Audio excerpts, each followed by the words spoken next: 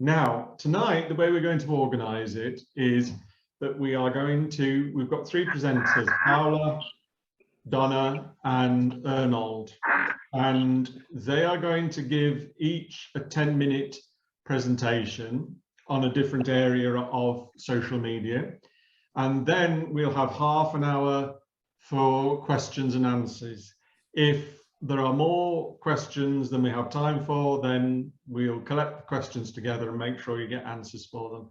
It's a very important field.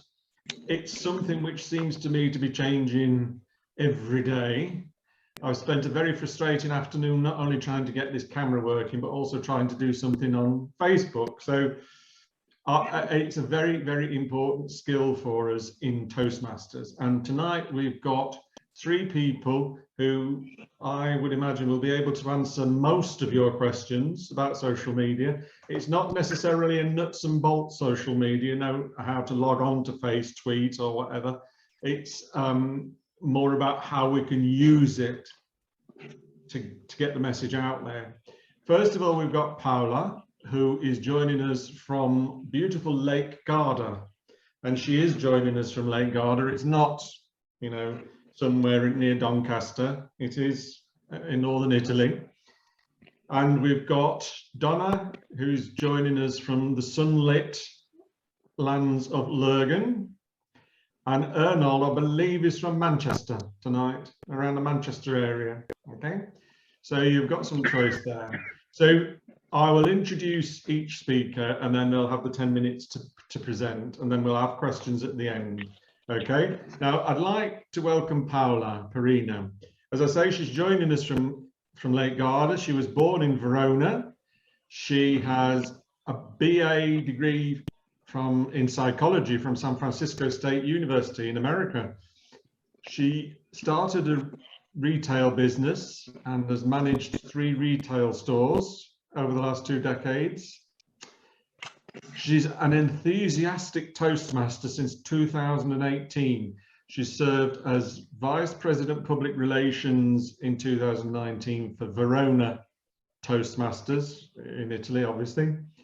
She has been Division PR Assistant 2021 and is now serving as Public Relations Manager in District 109, which is Italy, quite a lot of Eastern Europe, that area.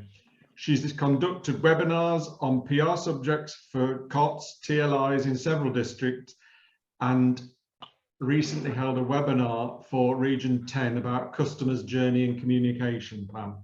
I first saw Paula when she ran a session on Facebook for us at a COP last year, and that was very entertaining and very informative. So I've just, before we start, had a message from Brenda. Can people mute, please, because there is some background noise. As I said, Paula will have 10 minutes and then we'll go on to Donna and then Arnold and then questions. So please help me welcome Paula to the floor. Well, thank you so much, Danny, for the warm welcome. And as a public relation manager, I get a lot of questions from clubs. And one of the questions that I get the most is, how do I become visible? How can my club become visible? How can we attract people in our community? I'm afraid that there is no straight answer to this question. I mean, there is not one single magical tool that is going to do it. I believe it's more a matter of strategy. And to be successful at any social media or public relations or marketing strategy, we really need to understand 2 main concepts. The first one is understand our audience, and the second one is understand the tools that we can use and leverage in order to meet our audience. And to even further understand better these 2 concepts, audience and tools, we need to see them in the background of 2 different environments. These 2 different environments are social media on one hand and search engines on the other, because audiences on social media and on search engines have different mindsets. So why is it important to understand these two environments? Well, because, as I said, the audiences are different and they have different needs. When we are on social media, just think about yourself. When you're hanging out on Facebook, what is your mindset? Most likely is one of hanging out with your friends, being social, connect with your network, see what's happening. Did my friend get a new dog? What's happening? Who won first place at the contest? Things like this. Whereas when we are on Google or any search engine for that matter, our mindset is very different. We are there because we either need something or we have a problem that we need to solve. So, as I said, understanding these two different mindsets will help us find a good strategy and also help us decide which tools are the best to use for each social media or search engine environment. Let's take a look here and talk a little bit more about audience, and especially audience mindset. In marketing, there are two major audiences mindset. One is warm audience mindset, and the other one is cold. Does anyone know what a warm audience is or what it means? Common interests. Pardon me? Common interest or likes. Okay. Yes, well, in a way, yes. Anyone else? Would it be people that you know? Yes, perfect. Warm audience is people that know you already or you know them, okay? So it could be, in this case, it's our friends. It can be our friends, it can be our members, it can be the guests that come to our meetings perhaps, or the friends of our members. And where do we find the warm audience? Most likely we're going to find it through social media, on our social media pages and in our groups. There are the people that follow our pages, that join our groups, etc. What do they like? What's their mindset? As I said, the mindset there is networking and friendly, so they want to see what's happening in our clubs. It's a good idea to post meeting pictures. It's a good idea to post who won best speaker, best table topic, what's happening behind the scenes. Maybe we're organizing something, an event. This is the kind of interest and needs that audience have on social media. Most of our clubs, I would say, at least in my district, stop here. Just about everybody, I would say, has at least one social media platform for the club. But very few people have more than that. I mean, not social media, they may even have 2 or 3, but they do not address the cold audience. The cold audience, on the other side, are the people that do not know us. They're the people out there who are not aware that we exist. They might be aware of Toastmasters, perhaps. Maybe they've heard about it. Maybe they've seen Toastmasters International website, but they do not know that our club is where it is and what we do. Or, as I said, they may not know us at all. Where do we find them? We find them through search engines, because that's where they are. They are looking for something, perhaps in their area, near them, but they do not know us. The cold audience is really the audience that we really want to address to answer that question. How do we attract new people to our clubs? Because, as I said, the warm audience is the ones that already know us. They may be guests, they may be returning guests, perhaps. But who we want really to address is the cold audience.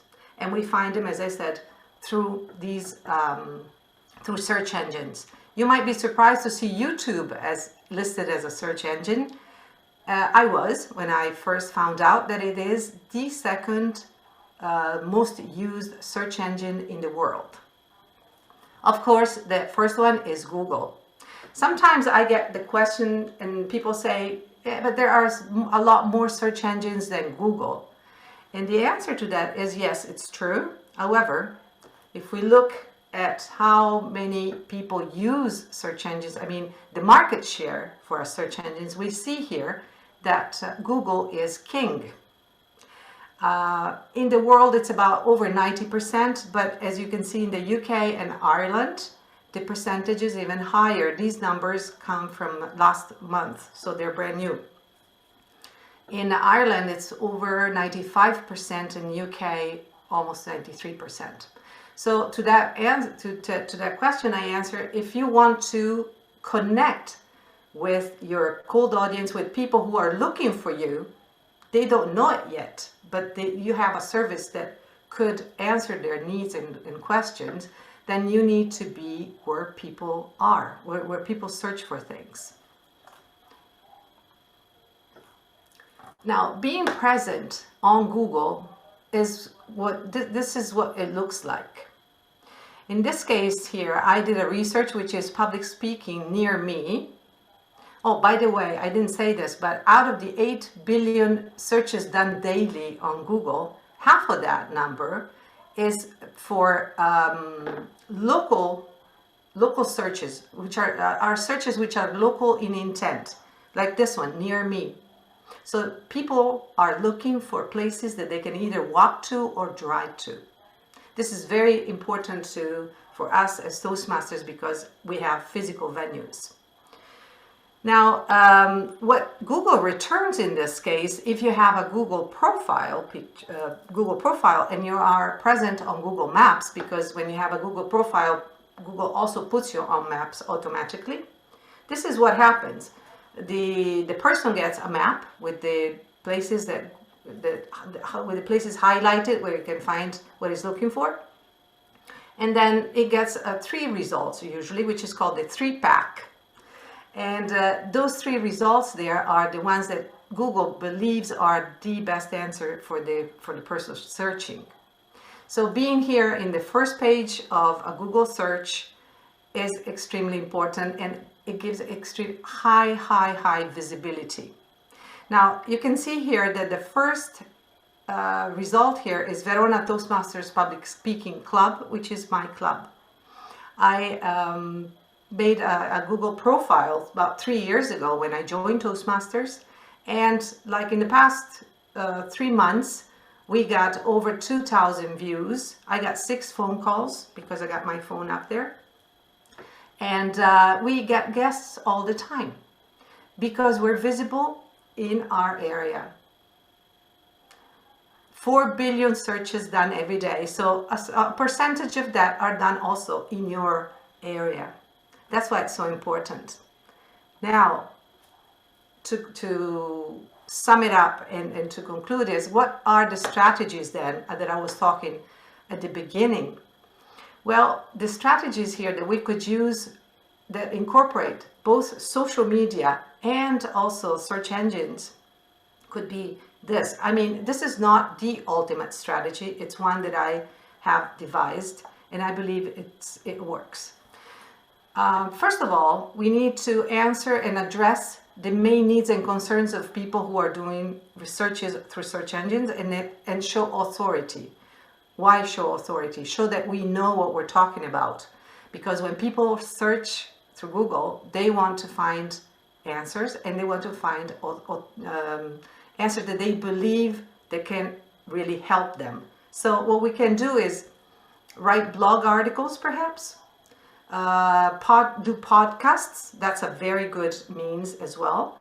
Again, articles on lists that could be, I'm sure you've seen them, the top 5 ways to nail your next presentation. Things like this are very attractive. Of course, magazine and local papers, those are part of PR. And then use keywords. Find the right keywords for your club, for your area, and then use it in your blog articles and podcasts. Now, I have a special webinar exactly on how to set up the Google profile and how to use keywords and do exactly what I'm telling you right now. At the same time, on YouTube, perhaps you might want to record some videos of, who knows, maybe a good speaker, evaluation video, a table topic.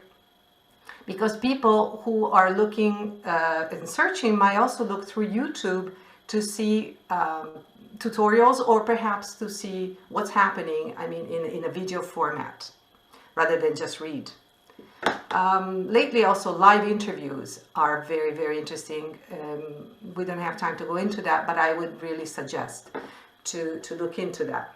And then what do? You take both your articles on the web and your videos on YouTube and share them through social media, thereby creating a loop of content creation and sharing through the media. Of course, through social media, you would also share photos of your club, and like we talked about earlier, because you also want to cater to your warm audience. Now, I don't have the timer, so I don't know. Oh, I'm on red. Okay, I'm going to stop here. And afterwards. I'd now like to thank Paola for that. And when she was talking to me about it the other day, opened my eyes to actually, you have to use Google as well, which is, I suppose it's logic, but there you go. So our second panelist is Donna from Lurgan.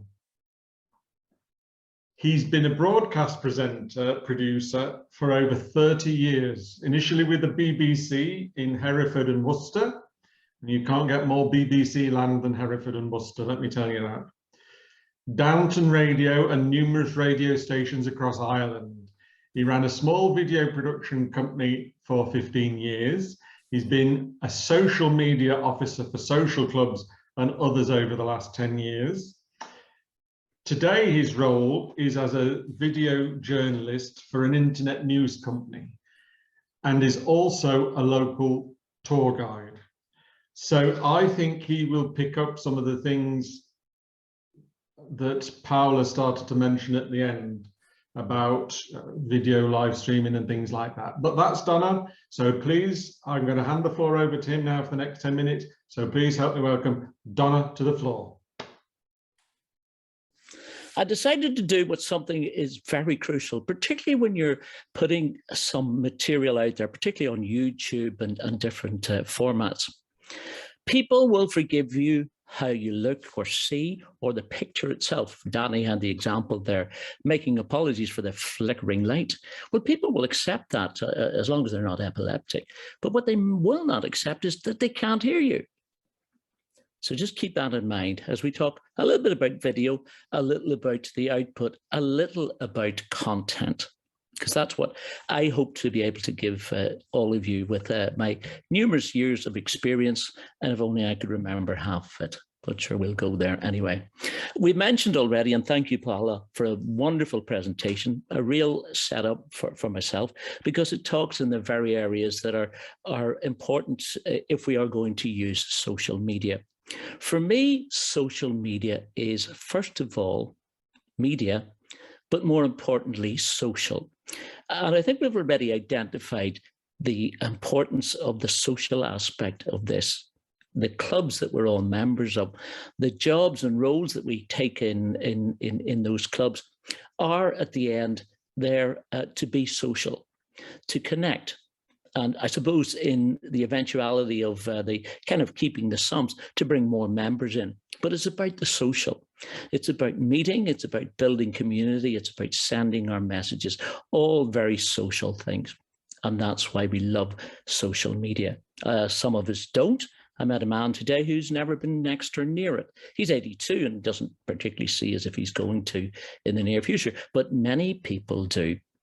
And the mediums that exist, and that's all they are, they're mediums, they're not big bad things we shouldn't touch. They're just physical or software attributes that exist out there, and they're there to be used. You can use them in a negative sense, but you can very much use them in a positive sense. And that's what I choose to use them for. And that's how we in Toastmasters can use them very much.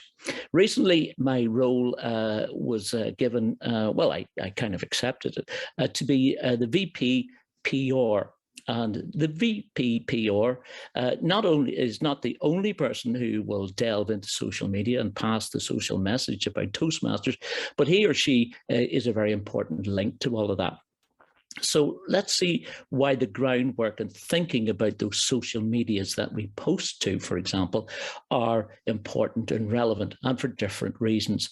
I think 3, if not 4, that Paula mentioned there. She mentioned, I think, Facebook, LinkedIn, perhaps Meetup, and maybe just Eventbrite. Those are just 4 social media platforms that are free and available to us to use. Now, you can pay money to use them as well, which is beneficial or not, depending on your desires and wishes. But the first criteria for me to think about, and this was very important working in the video industry for clients, was my first question usually: who do you want to see or to attract to call to action with the video that you want me to produce? It's fairly simple. It makes sense. If I'm producing a video, am I producing it for my ego, or am I producing it to brand the company that I'm working for? Or am I putting it out there so that I can get actual definitive customers who'll either push a button or go to the nearest shop to buy my product? And once you understand the purpose of that, give you a little idea as to what the content might be. You can then decide what route you might want to talk. You can say, if it's only to build the brand, well, you're going to get lots of visions of this company. You're going to get lots of, literally, of the trademark. You're going to get lots of the ideas and concepts, the things that make people believe in your brand, for say. That's good. If you're looking to show off a product, well, you're putting the product in there. And perhaps you're creating a desire or a need for that product within the video. And then again, you might just be social, like saying, hello, I'm here, and how are you? So somewhere in between all of those, when we put stuff onto social media, those are the considerations we make. And then we can also define down the different lists of the things that we send to, the places that we send to, what we're actually sending them for, the audience that we're sending them to, or perhaps, as we hear through Google search, the audience that we'd like to have.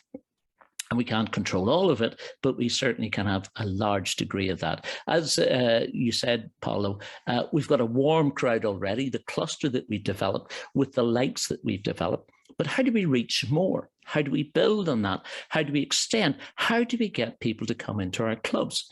And some of the routes to market, if you like, are better used on that basis. Of course, there's Facebook. Facebook is generally conversational, it's informational, and it sometimes can bring people towards you. But it's like a brand leader or whatever. One part of the actual message in Facebook that you can reinforce, or fairly often, is to send people to somewhere else. That's also a situation that emerges on any of the social media. You're putting the message up there, but you're asking people to do something. You're pushing towards another decision. Now, whether that's to go to your website, whether that's to go to purchase tickets for your event in perhaps Eventbrite, or just to have the conversation. But there should be, and always is mostly, the idea of to kind of have a call to action, have something to do.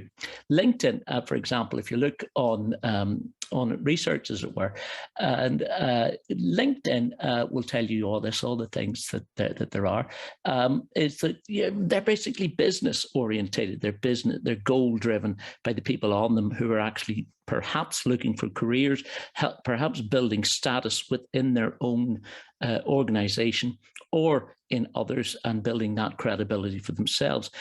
But on occasion, they may be looking for something, a service or something that we as Toastmasters as a group can offer. So sometimes your pitches are just to say, well, I'm here. This is what I did. Isn't this a lovely, friendly club? And somewhere you might attract people to come join you. And then you can also use it to say, we are having an open meeting. Come and see us. So you got the best of both worlds, but you're calling them to action. Of course, the new kid on the block, and it usually is for kids, is a thing called TikTok. I can't see all your faces there, but put your hands up if you either know of TikTok or use TikTok.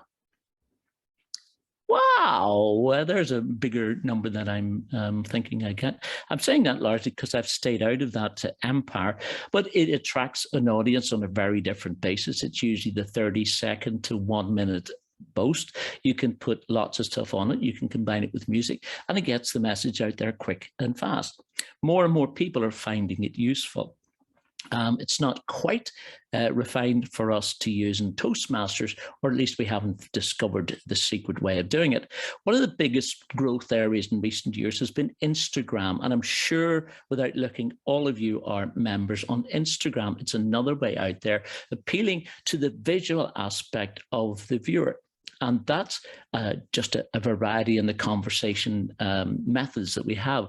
We either respond audibly or take in information audibly, kinesthetically, we take it in and we feel it, and then we release it out again visually. Not so much on internet, but the olfactory, where you make your decisions based on the smells around you, and people sometimes do, or the gastric kind of feelings as well.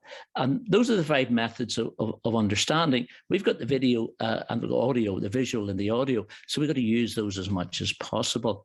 And there are easy ways of doing it. I don't want to teach people your granny to suck eggs, as we say in Ireland, where I tell you that you can make a video in 50 seconds that could have more hits than you could swing a stick at. But the real trick of all of these is to ally the actual content that you put out there with keywords and obviously the hashtags. And those hashtags bring you in front of audiences that you would never anticipate. So if you choose the right keywords, as Paula was saying, or the right hashtags, you're getting in front of an audience that wants to find out the very subject that you want them to find out about. And you literally try to hook them as best as possible. We're getting a yellow light there. I'm not sure what that means. Maybe that's for makeup purposes. I'm not sure. I will continue. So there are a variety of opportunities on all of these social medias. Eventbrite generally is used for that geographical pickup, as it were, that you're an event that's available in the area. And if you're using the right words and if you're using the right location, you're going to attract the people. Now, in this era of Zoom and this era of COVID, many people and many clubs have depended on and thrived on the basis that people are coming to join them from all around the world. And we love you all, but in the longer scheme of things, is that what we need? We need locals, so we go local as much as possible. I think I've run out of time, so I hand it back to yourself, Danny. Thank you very much.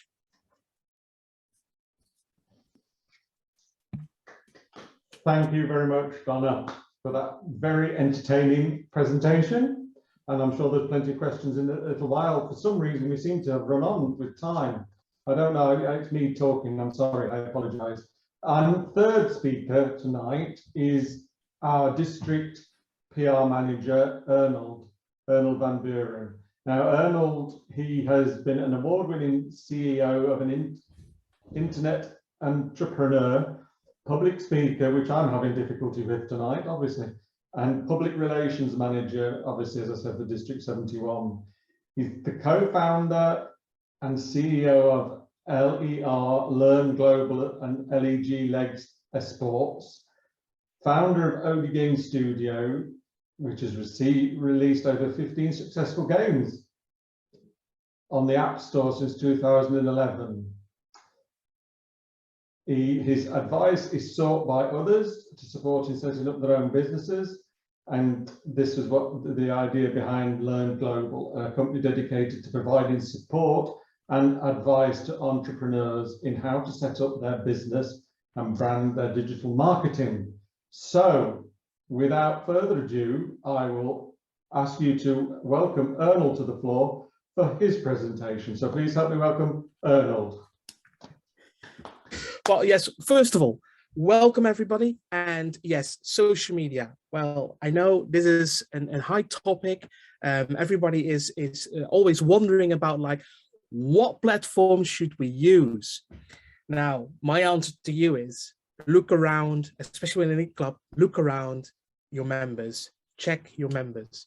Now, you will find out that most of your members have something in common with what other members have as well. And that decide your platform. So for example, you have a Toastmaster club, that is, you have a lot of young entrepreneurs, business owners, then you know that these have seen it from somewhere. and it is, for example, LinkedIn. Now, if you, for example, have members in your club that are, well, let's say from around your neighborhood, or let's say from university, or maybe from different places, as your well, let's say your local area, that could be from Facebook. Now, if you have a new club and you have no members and you're still wondering now what kind of social media I'm going to use, then it's my question, guess. No. Just joking. Now, what is then important is to get your name out. And then it doesn't matter what kind, because then you have to, let's say, give it a little bit of feeling what kind of social media will fit. But your club has a name, and that name was, well, you know, somebody have made up that name. So that is where you need to focus. So when it comes to, let's say, speakers, or let's say Manchester orators, where I'm already from, then you know that it's all about people who are interested in self-development. And that could be in LinkedIn, and it could be Facebook. Now, and I just have to double click my slides, or check my slides. So, but what most important is, and that's what I really encourage everybody is, once you find your social media platform, what is the next step you're going to do? Now, most people, they decide to put some posts on there, wait a couple of days, and when there's no likes or no interaction, they're going to say, like, you know what, I had it with social media, and they run off. They have no interest in social media at all. But to get this kind of likes, you need to build up consistency. And consistency is not by just one post and wait 3 weeks and then post something else, and when there's no likes, then stop. What I mean with consistency is you need to post not every day. It could be once a week, could be twice a week, could be 3 times a week, but choose a day when you're going to start posting. Now, when you are new on social media, for example, when TikTok come around, a lot of people started to post every day. Now, that could be quite a job, though, to post every day a video. But what you could do is start with every Monday. You're going to post every Monday a video. Is it crucial time-wise? Yes, it is. Because when you're going to post something, let's say that you're going to post within the UK. So let's say we're going to post something for our clubs. The most important time is when people have lunch breaks, or when people are leaving home, or let's say they are catching the bus, going with the metro, and going to check the social media. And that could be between 4 and 6. So what's really important is your consistency of a day. So let's say Monday, you're going to post every Monday, every Tuesday, or every Wednesday, but also consistent with the time. And the time could be, let's say, between 12 and 2, or it could be something between, let's say, between 4 and 6, but be consistent. Once you have that, let's say, figured out, and you know that you see some people liking your post, just don't sit there with a smile and say like, oh, I got so many likes and I got so many, oh, amazing. No. You need to interact with all these likes. Yes, you can interact with likes. And how? When you go to Facebook, when it comes to Instagram, when it comes to LinkedIn, when you press on, well, let's say likes, you will see the names from the people who liked, who have loved, who you know, everything that they do. And what you can do with them is see if they're already connected. And if they're not connected with you, well, what is stopping you? Connect with them. The reason why it's so crucial to connect and interact with the people is because they have interest in your post. Now, let's say that you post everything about public speaking or about your club, and people are liking it, that means that they have interest in your post and interest in maybe, let's say, become a member when they are, let's say, a new, let's say what we called in social media fresh meat indirectly.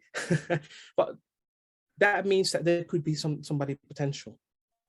Now, interaction can be in 3 different ways. So you have interaction in liking people. So check the likes and see if they are connected, and maybe you can send them a message. The second is the negative reaction, and you have the positive reaction. Now, the negative, one thing, never ignore. Be professional. And when you have somebody who's posting or try to, let's say, post something negative, try to thank you, try to respond on thank you for your feedback. Don't challenge them. And you challenge people by not doing anything, by doing nothing, because that means that you could hide something, I don't know, so you may get all this conspiracy afterwards. Just always answer in a professional way. Now you have the positive comments like, oh, I like your post. Oh, thank you very much. Oh, blah. These are posts you also have to interact with. Thank the people for that amazing comment. Or if somebody asks like, oh, I'd like to join a meeting next time, say like, oh, no problem. I will DM, direct message you the information for the next meeting. Keep interacting, because interaction on social media is really important. It's not just posting some pictures, not posting some videos and wait for some likes. Try to get connected, because in the end of the day, that's what social media is to get connected. Now, what helped and what is also really important is if you, for example, if your club is going to run every week or every fortnight, what you can do is to create events. And why?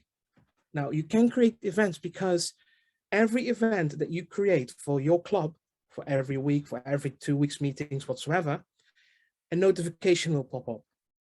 And the notification will go to the people who have, who has clicked on the event, looking for the event, but the algorithm from the social media see that some people already have watched it, not even clicked, not even done anything, just watched it, and will show up every time. And this means that people will see that every 2 weeks or every week there will be a meeting. And that means that they can interact. So that means that they can ask you questions, etc., etc. So create events on LinkedIn, on Facebook, even on I think Instagram, you can do it as well. Now, the last thing, because I know we're going on yellow, and that is, we call it CTA, or call to action. Everything you post, a video or let's say a picture, use CTA, call to action, like come to my club every week this time. Or if you have a picture, or if you have a video, if you like this video, please click and subscribe. And this is what you see quite a lot on YouTube, for example, because people, they don't do anything until you ask them to do something. And that's what we call a call to action. And it's something that's really important. So even whatever you're going to post, try to tell them and remember people that there is an event, that they can visit the club every week on that time and that day. Now, I'm curious for the questions later on, because I'm on red, and I'm going to hand back the microphone to our host. Thank you. Thank you very much, Arnold, and thank you for all our panel. Now, there's an awful lot to get, awful lot of information. So if you can put your hand up if you wish to ask a question, or if you want to put some of them in chat, I'll monitor the chat if I can, if my system will let me today. I think, Clive, you had a question. Yes, my original question was about TikTok because it wasn't mentioned by the first speaker, but it was mentioned by the two subsequent speakers. And all I really need to know is what effect would TikTok have, say, against Facebook? Is there any member of the panel who would like to answer that? Arnold? Yes. So TikTok is, you have an audience who like really, let's say, really short videos in a really effective way.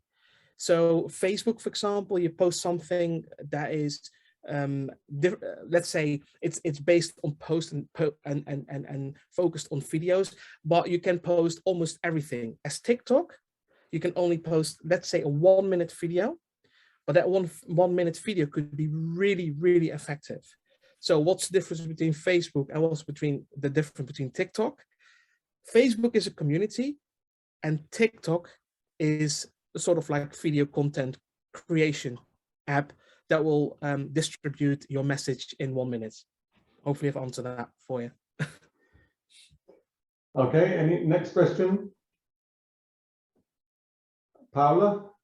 Yes, I just would like to add also that perhaps the audience is different between Facebook and TikTok, because Facebook has perhaps, how would you say that, an age difference from TikTok. People on Facebook are probably aged between 30 and 60, pretty much, whereas on TikTok you have a much younger target, even 14, 15-year-olds, or up to maybe 20 or 30. Now it's all evolving, so it will not be written in stone. Things are changing. However, it is different that way. Okay, thank you very much for that, Paula. Questions? Cameron?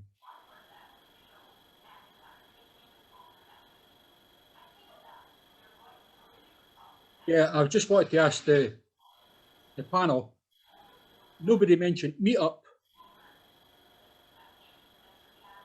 Donna? I didn't mention it because I didn't, there was such an aggressive timekeeper, I just ran out of time. I don't mean that, Cameron. I'm teasing. Meetup was on the list of things to talk about. It's another way to that listening audience, that audience that has a desire, whether they picked you up on the short term or you've pushed out to get them and you got your own members to join up. From a personal experience, we get good response from it. I'm not sure how many members we picked up on it, but it's that very thing that we just heard from Arnold there. You've got a list of people who are getting regular push out from yourself, regular events. So it's very, very good. You know they're loyal to you, and maybe they just need to be teased a little more. And we have directly had people coming to watch us on as members. It's effective in that sense, and it's it's another device in another way, in another circle. I couldn't give you down the age bracket of those who use it. I would only be guessing, but it's certainly effective and can be effective. Does that answer your question? Yeah, we're actually on Meetup now, and we seem to have picked up quite a few people, but none of them's actually came to the meeting yet or anything, Ken, but there's still quite a few that's interested, but nothing's came along yet. Yeah, just to add on the Meetup is also, you need to interact quite a lot with your followers. So let's say you have 50, let's say you got 500 people. The best way is to every week to remind them that there is an event coming. Yeah. Because Meetup is really good in, let's say you have no algorithms. So if you have 500 people in that group, you can literally send a message and it will reach 500 people. So interaction is also with Meetup really important. Can I just come back on that, Arnold, too? As an extension of that, by the very thing that you say, sometimes missed by maybe clubs or otherwise, and I'm not sure that we do it ourselves, is that you're building up the database of email addresses so that you can do that for yourself. And as building on that is as important as the Meetup. You've got a direct line into someone's inbox. It's a very useful tool. Yeah, thanks very much. Okay, thank you. Thanks for that, Cameron. Justin, you've got your hand up. Justin Barry. How are you doing? Thank you very much. I really enjoyed this evening's session. I've learned quite a bit. Thank you so much. I used to work in a social media platform, but I've long forgotten about it. But one of the things I'm curious about is that the barrier to entry. Okay, what I'm talking about there is that people in Toastmasters and clubs, they really don't know how easy or how difficult it is to set up a social media platform. And even if they are able to create a Facebook page for the club or Twitter account, it's difficult to visualize what is the start state and what is the end state. You know, the practicalities of what it would be like to start, what you want to have up on there. We are hearing about what you need to do. First of all, is what your platform that your members use, and then put your first post out. But what is a good post? You know, do we have examples of what would be a very well utilized platform? You know, do we have examples of, you know, what's a good example of a Toastmasters club that actually utilizes that social media platform? So I think, you know, the point I want to make here is that the barrier to entry is something that's stopping the clubs from doing this.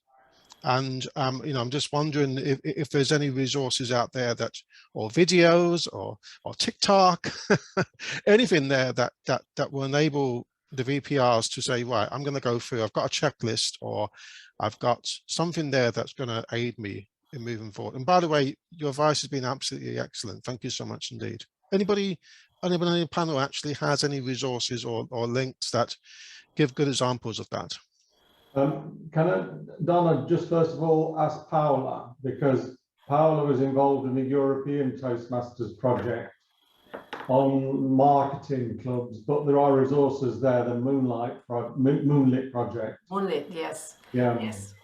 Actually, we did an HPL project a few years ago, 2-3 years ago, and we developed about 30 posts that are ready-made. Well, first of all, we went through an analysis of the market, which means we decided who were our target groups, and we went for 2 different target groups. One was for the millennials, which are the people from 25 to 35 years old, more or less. And then we went for the second age group, which are the X generation, and they got up to 45, 48 years old. So those were 2 target groups, and we came up with keywords and also key messages. And out of each key message, we created a post. I did the visuals for that, okay? The team did the background study and the messages, and then I created the post. So those posts are published, and they can be used by anybody. All clubs can use them. So if you are thinking perhaps of posting once or twice a week, let's make it easy, twice a week. 1 week you would just post those, you just have 30 weeks work already done. Then the second post that you can do during the week would be perhaps pictures that you get in your club, even screenshots if you're on Zoom, or just pictures from the club. And that would be the very easy way of doing this for all clubs, really, even the ones that are not really too much into social media. And then another thing that can be done is connect with Toastmasters International page.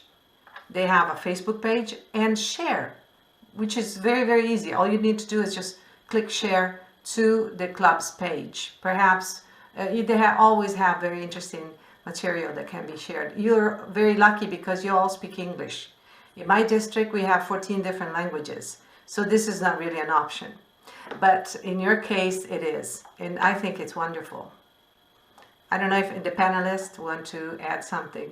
Thank you, Paul. Donna, you were going to say something. More experiential, just in testing it and trying it over many years and seeing which works best on that social dynamic. And one thing that Paolo said there that helped to sell and create industry in newspaper in particular, were to have photographs of those attending and or photographs of other local people.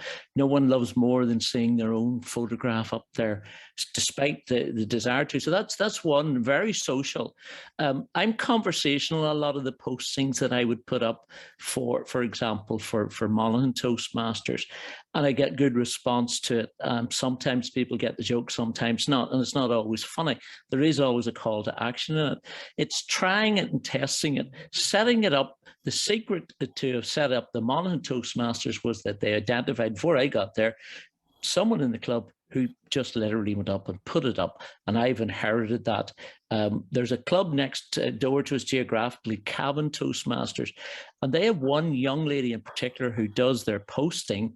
Osborne, is she there? Osborne, who is phenomenal at posting, phenomenal at visual posting, and it's like a science. Now that could be an age thing, the fact that she's probably a third of my age or whatever. So it's identifying somebody in the club, Justin, that buys into it, teasing them into the circumstance. That was that Brenda McNaud there. That was the experience in Monaghan, and it's the experience in whatever. Try it and see. It's like they used to say to us in the BBC when you were editing a piece. Nobody sees what goes on the editing room floor. Nobody sees it, whatever the torture before it. But just do it. Just do it. And look at the examples that we've just heard from Paolo. That stuff is already out there. It's incredible. I'll shut up now. Oh, there's just a quick one about getting the let's say the most perfect post. Well, there is no, let's say, perfect post, but there are a couple of let's say psychology things that has been tested, and that is use always pictures with people there who are watching you. Do not let people are watching away, watching you, because what happens is your picture is interacting with the person who's reading the post, and believe me, people will like that. So hopefully that helps.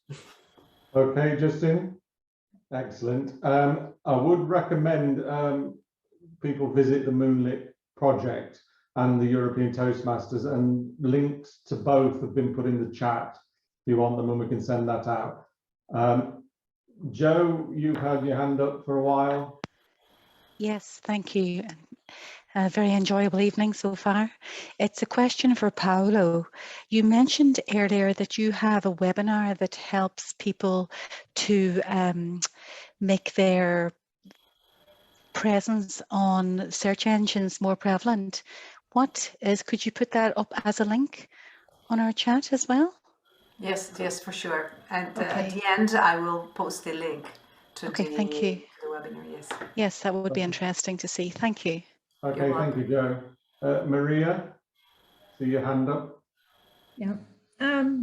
Firstly, thank you so much for Moonlit. I am responsible for new clubs in our district, or I liaise with everyone trying to set up a new club.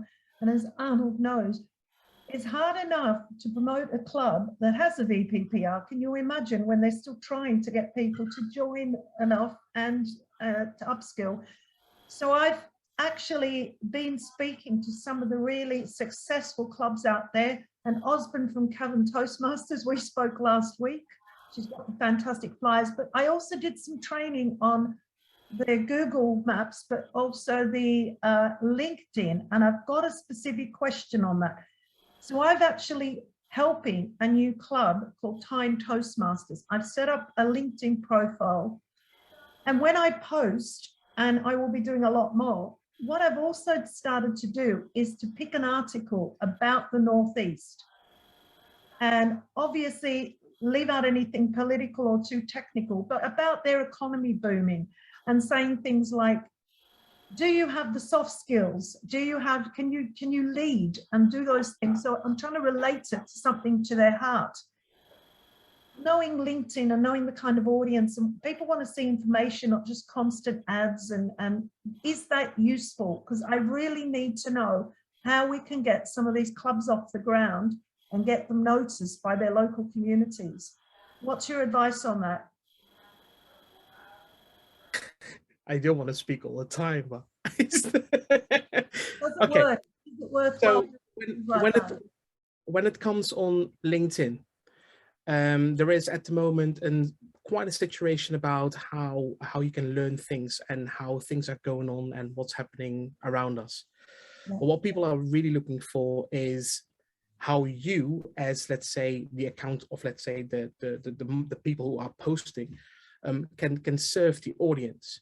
Now you can talk loads about things about what is happening around, but people want to know indirectly how they can improve and how they can have a better salary, how they can have a promotion, how they have, and go on. So when you're going to talk about something that's around and got indirectly nothing to do with how you can indirectly serve the LinkedIn audience, you will have not much likes. A couple of tips: pictures do more than text, especially on LinkedIn. So create something small that can serve the audience and use a picture related with that post, and it can almost guarantee you that you will have more likes than you had before. Okay, I was actually connecting the article with the need to come to the club, as in soft skills for the leadership towards the growth in the economy and things like that. Okay, all right, thank you very much. I'll focus on the pictures. Thank you, Maria. Now, I'm afraid we just turned 8 on my computer clock, and I don't wish to keep people. We've advertised it at 8, so I would like, on your behalf, to thank our panelists tonight, Paula, Donna and Ernold, for sharing their wisdom. I've certainly learned a lot, as I always do, so a big round of applause to them, please.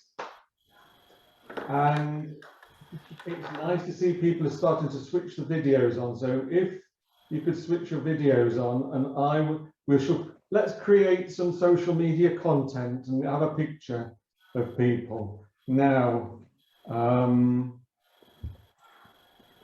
I will try and do print screen when I can do it, can't I, Cameron, as co-host? Yeah, you should be. Okay. All right, after 3, I want you to smile. 1, 2, 3. And it tells me I've taken a picture. So there we go. But thank you all very much for coming. I'm sure if you've got questions, more questions, the panel will answer them for you in writing. I've been asked to mention that there is a drop-in cafe for the Club Growth Academy this Thursday between 6:30 and 7. Sue, do you want to add anything to that? Yes, we have a digital media specialist, in fact, Toastmasters International digital media specialist in the audience. So if you are wanting to know a little bit more about that and want to ask her some questions, then you're more than welcome to come in. It's Christy Jablinski. Have I said that right, Elizabeth? Nearly, that's good enough. Yeah, so do come and join us. It's going to be a lot of fun. And she thought my poster for the event was fun. So I'm sure we're going to have a cracking night. So if you've got any VPPRs or VPMs that want to hang out with us, or if you want to hang out with us, we'd be more than happy to have you there. Okay, thank you very much for that. And that's it. Oh, just one last thing. Linked to the stuff that we've done tonight, the information you got tonight, next Tuesday we are going to have a session on guerrilla marketing, which will be led by the regional advisor and compatriot. Yes, it's not that sort of guerrilla, Donna. One of Paula's country folk, Francesco Fideli, who is regional advisor, and he is going to talk about guerrilla marketing. And I will leave it up to you to decide what that's going to be about, but I think it will certainly be interesting. So anyway, thank you very much for attending tonight, and have a lovely week, and I'll see you all hopefully next week. Take care. Before you log off, just 2 things. I'd like to thank Danny for organising this evening's session, and thank Danny for moderating the panel discussion. And the second thing, we can't leave this evening's event without wishing our founder, Ralph Smedley, a happy 144th birthday. So happy birthday, Ralph. Thanks, everyone. See you next week. Thank you. Happy birthday. See you.